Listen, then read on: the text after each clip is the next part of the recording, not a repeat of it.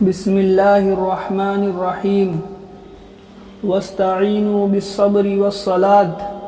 ترجمہ: اور مدد حاصل کرو صبر کے ساتھ اور نماز کے ساتھ۔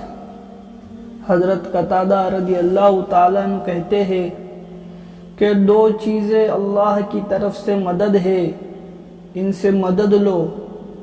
حضرت ابن عباس رضی اللہ تعالیٰ عنہ فرماتے ہیں کہ ایک مرتبہ حضور صلی اللہ علیہ وسلم کے ساتھ سواری پر سوار تھا۔ حضرت ابن عباس اللہ کے نبی صلی اللہ علیہ وسلم کے ساتھ سواری پر سوار تھے۔ حضور صلی اللہ علیہ وسلم نے فرمایا، لڑکے، میں چند باتیں بتاتا ہوں، تجھے حق تعالیٰ شانہ ان سے نفع دیں گے۔ میں نے عرض کیا، ضرور بتائے۔ اللہ کے نبی نے فرمایا کہ چند باتیں بتاتا ہوں جس میں نفع ہے، اللہ تجھے اس میں نفع دیں گے۔ ارشاد فرمایا کہ اللہ کی حفاظت کر۔ اب ہم اللہ کی حفاظت کیسے کریں گے؟ اللہ کے نبی نے کیا فرمایا؟ کیا ارشاد فرمایا؟ اللہ کی حفاظت کر، یعنی اس کے حقوق ادا کر۔ اللہ تعالیٰ شانہ تیری حفاظت کریں گے۔ اب اللہ تعالیٰ کے حقوق کیا ہے؟ یعنی اللہ تعالیٰ کے حکم، اللہ کے حکموں کو اپنی زندگی میں لانا، یہ بھی ایک بات ہے۔ اللہ تعالیٰ کے حقوق کی حفاظت کر، تو اس کو ہر وقت اپنی مدد کے لیے سامنے پائیں گا۔ اللہ تعالیٰ کے حق ادا کریں گے تو اللہ کو ہر وقت ہم ہمارے سامنے ہماری حفاظت کے لیے پائیں گے۔ یعنی اس کے حقوق ادا کر، اللہ تعالیٰ شانہ تیری حفاظت فرمائیں گے۔ اللہ تعالیٰ کے حقوق کی حفاظت کر، تو اس کو ہر وقت اپنی مدد کے لیے سامنے پائیں گا۔ یعنی اللہ تعالیٰ کو ہمیشہ اپنے ساتھ انسان پائیں گا اگر اللہ کے حقوق ادا کریں گا۔ اور جس کے ساتھ اللہ ہو جاوے، اس کو کوئی مصیبت کبھی ٹچ کر سکیں گی؟ نہیں کریں گی۔ ثروت کی حالت میں اللہ تعالیٰ شانہ کو پہچان لے، یعنی جب اچھے دن ہوئے نا تو اللہ کو یاد کرتے رہنے کا، اللہ کے حکموں پر چلتے رہنے کا، اس کا کیا فائدہ ہوگا؟ یعنی یاد کر لے، وہ تجھے مصیبت کے اوقات میں پہچانے گا۔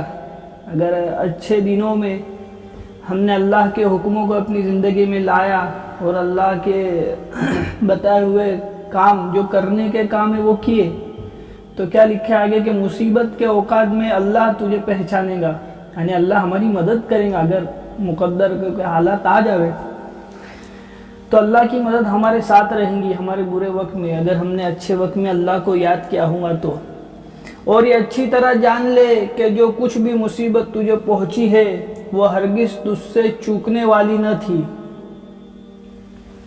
کیا فرمایا؟ اور یہ اچھی طرح جان لے کہ جو کچھ بھی مصیبت تجھے پہنچی ہے وہ ہرگز تجھ سے چوکنے والی نہ تھی، یعنی مصیبت جو آئی ہے وہ آنے ہی والی تھی، اور جو نہیں پہنچی وہ کبھی بھی پہنچنے والی نہ تھی۔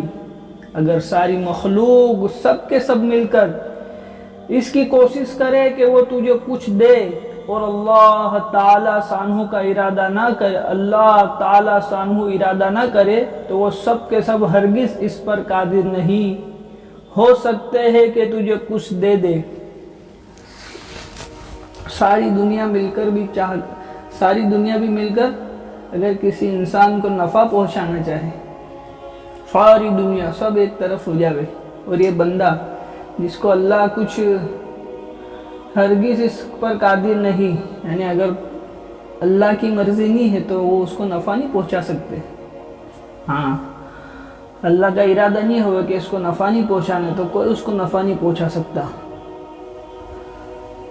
اس کا ارادہ نہ کرے تو وہ سب کے سب ہرگز اس بات پر قادر نہیں ہو سکتے کہ تجھے کچھ دے دے۔ اور اگر وہ سب کے سب مل کر تجھ سے کسی مصیبت کو ہٹانا چاہے اور اللہ تعالیٰ شانہ نہ چاہے تو وہ کبھی اس مصیبت کو نہیں ہٹا سکتے۔ اور ساری مخلوق مل کر، ساری دنیا مل کر کسی ایک انسان پر سے کوئی مصیبت ہٹانا چاہے اور اللہ نہیں چاہے تو مصیبت نہیں ہٹ سکتی۔ تقدیر کا قلم ہر اس چیز کو لکھ چکا ہے جو قیامت تک ہونے والی ہے۔ جب تو کچھ مانگے تو صرف اللہ ہی سے مانگ، اور جب مدد چاہے تو صرف اللہ ہی سے مدد چاہے، اور جب بھروسہ کرے تو صرف اللہ ہی پر بھروسہ کر۔ ایمان و یقین میں شکر کے ساتھ اللہ تعالیٰ کے لیے عمل کر، اور خوب جان لے کہ ناگوار چیزوں پر صبر بہت بہتر چیز ہے۔ صبر تو کرنا پڑے گا، اور اللہ کی مدد صبر کے ساتھ ہے اور مصیبت کے ساتھ راحت ہے۔ کیا فرمایا؟ اللہ کی مدد صبر کے ساتھ ہے اور مصیبت کے ساتھ راحت ہے، اور تنگستی کے ساتھ فراخستی ہے۔ یعنی جب کوئی تکلیف پہنچے تو سمجھ لو کہ اب کوئی راحت بھی ملنے والی ہے۔ جب کوئی تکلیف آوے، ہاں کتنی اچھی بات بتائی کہ سمجھ لو کہ اب کوئی راحت بھی ملنے والی ہے۔ جب کوئی مصیبت پہنچے تو یقیناً اللہ کی طرف سے اللہ کوئی راحت کے فیصلے ضرور کرے گا، پھر ملنے والی ہے۔ اور جب تنگی ہو تو سمجھ لو کہ اب فراخی بھی ہونے والی ہے۔ تنگستی ہو، گرگستی ہو، حالات ہو تو یقین جان لو کہ اللہ کی طرف سے اس کے بعد فراخی بھی ہونے والی ہے۔ ایک حدیث میں ہے کہ جو شخص بھوکا یا محتاج ہو اور اپنی حاجت کو لوگوں سے چھپائے تو اللہ تعالیٰ کے ذمہ ہے کہ اس کو 1 سال کی روزی حلال طریقے سے عطا فرمائیں گے۔ بولو کتنی، حالانکہ بھوکا رہنا، محتاج رہنا یہ کوئی اچھی بات نہیں ہے، اللہ حفاظت کرے اس سے۔ تو اگر کوئی آدمی ایسے حالات میں اپنے حالات کسی کو بتاوے نہیں، بھوک کی اور تنگستی کے، تو اللہ کیا لکھا ہے حدیث میں کہ تو اللہ تعالیٰ کے ذمہ ہے۔ اللہ تعالیٰ کے ذمہ کوئی چیز آ جائے تو پھر بات کہاں جا کے رکیں گے؟ اللہ کے ذمہ ہے کہ اس کو 1 سال کی روزی حلال طریقے سے عطا فرمائیں گے۔ حضرت حذیفہ رضی اللہ تعالیٰ عنہ فرماتے ہیں کہ حضور صلی اللہ علیہ وسلم کو جب بھی کوئی اہم چیز پیش آتی تو نماز کی طرف متوجہ ہو جاتے۔ حضور صلی اللہ علیہ وسلم کا ارشاد ہے کہ پہلے انبیاء علیہ السلام کو جب بھی کوئی مشکل پیش آتی تو وہ نمازوں میں مشغول ہوتے۔ یعنی جب ایسی ایک بات تو یہ آئی کہ اگر کوئی ایسی حالت آ جائے بھوک محتاجگی کی تو اللہ کی ذمہ ہے، لیکن آگے کیا فرمایا کہ اللہ کے نبی کو بھی جب کوئی حاجت پیش آتی تھی تو اللہ کے نبی بھی نماز کی طرف متوجہ ہو جاتے تھے۔ اور پچھلے انبیاء کرام علیہ السلام کے بارے میں بھی لکھا ہے کہ جب ان کے اوپر بھی کوئی حالت پیش آتے تھے تو کیا الفاظ لکھے ہیں، ورڈز کیا ہے کہ نماز میں مشغول ہوتے تھے۔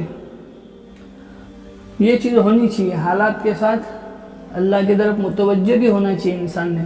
حضرت ابن عباس رضی اللہ تعالیٰ عنہ ایک مرتبہ سفر میں جا رہے تھے، راستے میں اپنے بیٹے کی انتقال کی خبر سنی، سواری سے اترے اور 2 رکعت نماز پڑھی اور ان للہ و انا الیہ راجعون پڑھا، اور فرمایا کہ اللہ تعالیٰ نے ہمیں یہی حکم دیا ہے۔ پھر یہ آیت وَاسْتَعِينُوا بِالصَّبْرِ وَالصَّلَاةِ پڑھی۔ حضرت عبادہ رضی اللہ تعالیٰ عنہ کے جب انتقال کا وقت قریب ہوا تو فرمایا کہ میں تم میں سے ہر شخص کو اس سے روکتا ہوں کہ کوئی مجھے روئے، اور جب میری جان نکل جائے تو ہر شخص بہت اچھی طرح وضو کرے اور مسجد میں جا کر 2 رکعت نماز پڑھے، پھر میرے لیے اور اپنے لیے دعائیں مغفرت کرے، اور پھر جلدی ہی مجھے دفن کر دے۔ صبر اور نماز 2 چیز ساتھ میں ہیں۔ اس وقت پڑھنے کے بعد یہ چیز سامنے آئی کہ صبر اور نماز، اور کیا بتایا کہ جب ہمارے اچھے دن ہو تو اس میں اللہ کو یاد رکھے تو اللہ بھی اپنے کو یاد رکھے گا۔ اس لیے نماز کی پابندی یہ بہت بڑی چیز ہے۔ نماز پڑھنے کا کوشش پوری کرنے کی کہ 5 وقت کی پوری نماز ہو جاوے۔ سبحان اللہ و بحمدہ، سبحانک اللہم و بحمدک۔